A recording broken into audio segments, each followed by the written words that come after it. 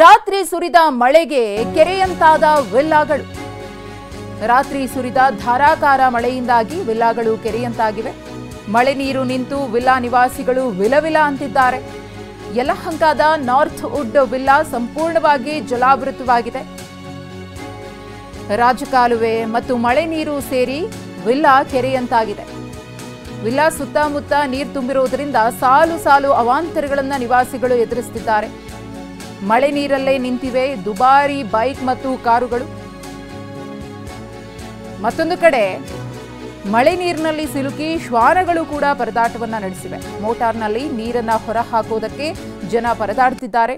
ಸುತ್ತಮುತ್ತಲಿನ 5-6 ವಿಲ್ಲಾಗಳಿಗೆ ಇದೇ ರೀತಿಯ ಸಂಕಷ್ಟ ಗಮನಿಸ್ತಾ ಇದ್ದೀರಿ. ಮಂಡಿಯಿಂದ ಮೇಲೆ ನೀರು ಬಂದಿದೆ. ನೀನು ಸ್ವಲ್ಪ 1-2-3 ಅಡಿ ಬಂದರೆ ಸೊಂಟದ ಭಾಗದವರೆಗೂ ಕೂಡ ನೀರು ನಿಂತ್ಕೊಳ್ಳುತ್ತೆ. ಪ್ರತಿ ಬಾರಿಯೂ ಕೂಡ ಇದೇ ಆಗುತ್ತೆ. ಮಳೆ ಬಂದಾಗಲೆಲ್ಲ ಇದೇ ರೀತಿಯ ಪರಿಸ್ಥಿತಿ. ಮಳೆ ಬಾರದೇ ಇದ್ರೂ ಕೂಡ ರಾಜಕಾಲುವೆಯನ್ನು ಉಪನಿಟ್ಟಿರೋದ್ರಿಂದ ರಾಜಕಾಲುವೆಯ ನೀರು ನುಗ್ಗಿ ಇದೇ ರೀತಿಯ ಸಿಚುವೇಶನ್ ಎದುರಾಗುತ್ತೆ ಅಂತ ನಿವಾಸಿಗಳು ತಮ್ಮ ಅಳಲನ್ನ ತೋಡ್ಕೊಂಡಿದ್ದಾರೆ. ಇದು ಏನ್ ಪ್ರಾಬ್ಲಮ್ ಅಂದ್ರೆ ಈಗ ನೋಡಿ, ಇದು ಸೂವೇಜ್ ನೀರಿದು ಗೊತ್ತಾಯ್ತಾ. ನಮ್ಮ ಮನೆಗಳ ತನಕ ಎಲ್ಲ ಮನೆ ತನಕನೂ ಬಂದಿದೆ. ಮನೆ ಒಳಗಡೆ ಬರೋದೊಂದು ಬಾಕಿ, ನಮ್ಮ ಮನೆ ಮೆಟ್ಲ್ ತನಕ ಬಂದಿದೆ. ಅಲ್ಲಿ ಈಗ ಸಂಪ್ಗಳಲ್ಲೆಲ್ಲ ಹೋಗಿದೆ, ನೀರಿನ ಫ್ರೆಶ್ ವಾಟರ್ ಸಂಪಲ್ಲೆಲ್ಲ ಹೋಗಿದೆ. ನಮಗೆ ನೀರು ಕುಡಿಯೋಕ್ಕಿಲ್ಲ. ಆಮೇಲೆ ಇವಾಗೆಲ್ಲ ಬ್ಲಾಕ್ ಆಗೋಗಿದೆ. STP ನಮ್ದೆಲ್ಲ ಬ್ಲಾಕ್ ಆಗಿದೆ, ಸೂವೇಜ್ ಎಲ್ಲ ಬ್ಲಾಕ್ ಆಗಿದೆ. ಮನೆಯಲ್ಲಿ ಬ್ರಷ್ ಮಾಡೋಕೆ ಅಷ್ಟೇ, ಎಷ್ಟು ಒಂದು ಮಗ್ ನೀರು ಉಪಯೋಗಿಸ್ತೀವಿ ಅಷ್ಟೇನೆ.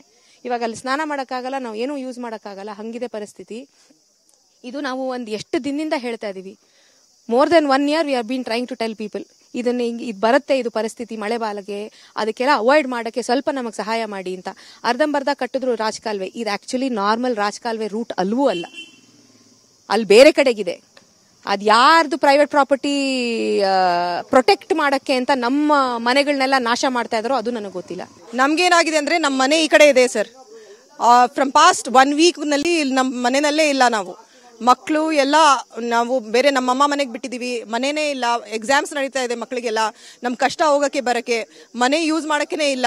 ಪೂರ್ತಿ ಸೂವೇಜ್ ವಾಟರ್ ಬಂದಿದೆ. ರೇನ್ಸ್ ಇನ್ನೂ ಸ್ಟಾರ್ಟೇ ಆಗಿಲ್ಲ, ಇನ್ನೂ ಮಳೆ ಕಾಲ ಸ್ಟಾರ್ಟೇ ಆಗಿಲ್ಲ. 1-2 ಮಳೆ ಬಂದಿದೆ, ಅದ್ರಲ್ಲಿ ನೋಡಿದ್ರೆ ಇಷ್ಟು ನೀರ್ ಅಕ್ಯುಮುಲೇಷನ್ ಆಗಿದೆ. ಇದಾದ್ಮೇಲೆ ಮಳೆ ಬಂದ್ರೆ ಏನ್ ಕತೆ ನಮ್ದು, ಎಲ್ಲ ಮನೆಯೆಲ್ಲ ಹೋಗ್ಬಿಡತ್ತೆ.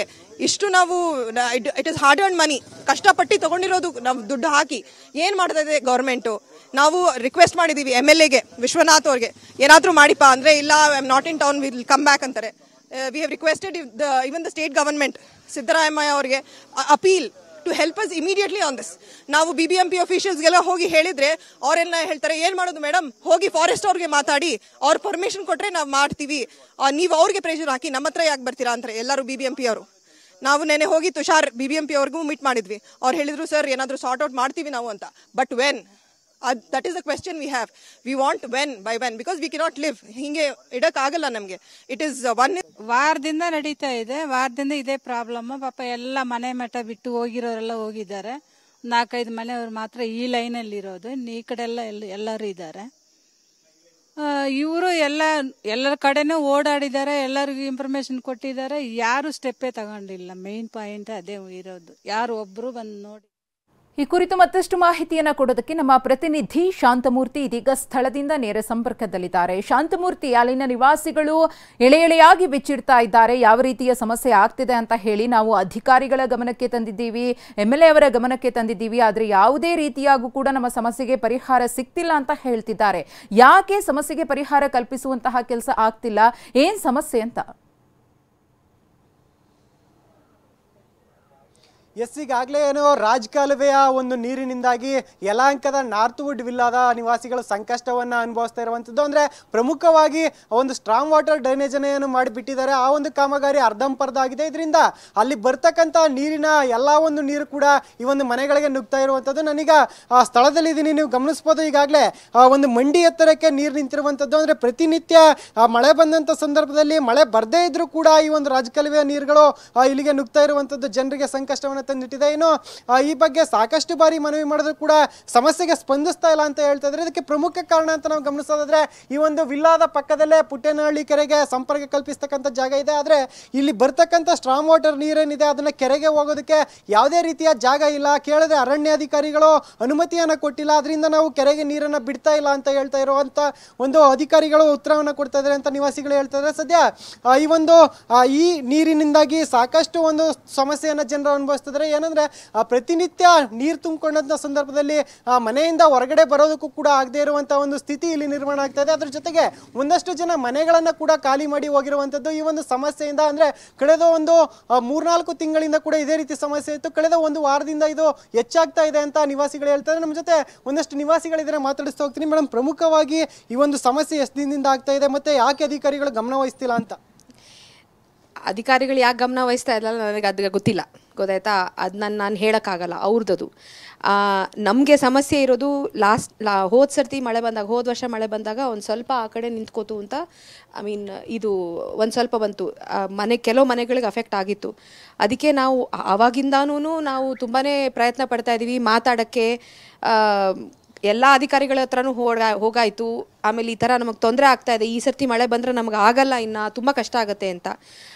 ಮಳೆದು ಒಂದಲ್ಲ ಇದು, ಮಳೆದು ಮಾತ್ರ ಅಲ್ಲ ಇದು. I would like to really stress, ಈ ನೀರು ನಿನ್ನೆ ರಾತ್ರಿ ಬಂದಿದ್ದ ಮಳೆ ಅಷ್ಟು ಮಳೆ ಬಂದಿಲ್ಲ. ಸೊ ಇದು ಮಳೆ ನೀರ್ದಲ್ಲ, ಇದು ಸ್ಟಾರ್ಮ್ ವಾಟರ್ ಡ್ರೈನ್ ಅಥವಾ ರಾಜಕಾಲುವೆ ಅಂತ ಏನು ಮಾಡಿದರೆ ಅದು ಇರೋದು. ಹೌದು, ಸ್ಟಾರ್ಮ್ ವಾಟರ್ ಡ್ರೈನ್ ಅದು ಮಳೆ ನೀರು ಮಾತ್ರ ಹೋಗ್ಲಿಕ್ಕೆ ಅಂತ ಇರೋದು. ಆದರೆ ಇದು ಮಾತ್ರ ಮಳೆ ನೀರಲ್ಲ. ಇದು ಮಳೆ ಬರೋಕ್ಕೆ ಮುಂಚಿಂದಾನು ಅಷ್ಟೇ ನಮ್ಮನೆ ಹಿಂದ್ಗಡೆ ಎಲ್ಲನೂ ಅದು ನೀರಿದೆ, ಡ್ರೈ ಸ್ಪೇಸ್. ಎಲ್ಲಿ ಅದು ಸಮ್ಮರಲ್ಲಿ ಏನು ನೀರೇ ಇರಲಿಲ್ಲ, ಮಳೆನೇ ಇಲ್ಲ, ಆವಾಗಲೂ ಅಲ್ಲಿ ನೀರು. ಏನು ನೀರದು? ಆಬ್ವಿಯಸ್ಲಿ ಮಳೆ ನೀರಲ್ಲ ಅದು.